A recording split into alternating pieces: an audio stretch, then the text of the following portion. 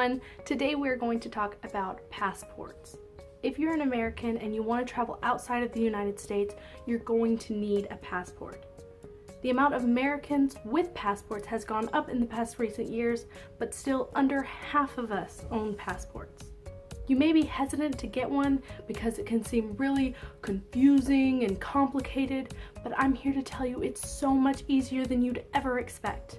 So without further ado, here are some tips on how to get an American passport. First off, if you are tech savvy, you can find a list of all of the documents you'll need and how to apply for a passport at USPS.com.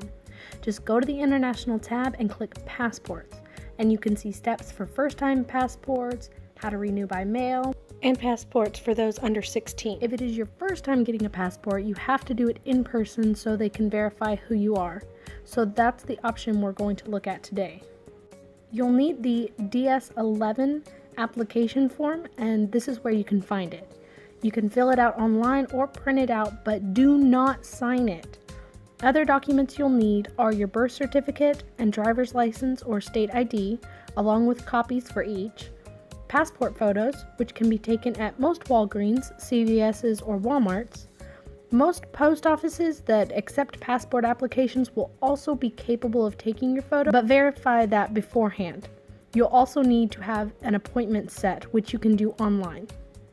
The last thing you'll need is a money order for the fee. There is a $110 application fee that must be in the form of money order or a bank check made payable to the U.S. Department of State.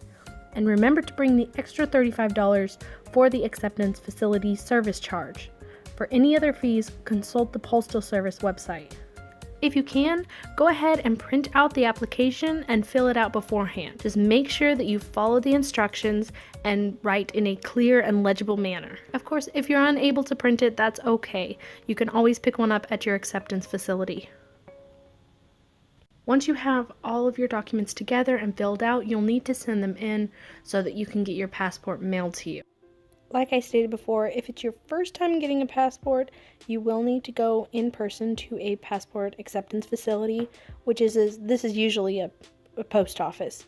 But if you're renewing, you can always do that via mail. Alright, and agree or disagree when you say yes or no. Now, do you solemnly swear or affirm to the truthfulness, completeness of the statements made on these applications and the photo attached to your likeness of yourself? Yes, ma'am, yes, sir? Yes. Very good. Once they verify that all of the information matches, they'll have you sign stating that everything you told them was true and correct. They will take your application, your original birth certificate, which they'll mail back later, and one of your photos. And then within 4 to 6 weeks, you'll have a brand new passport waiting for you in the mail. And that's it.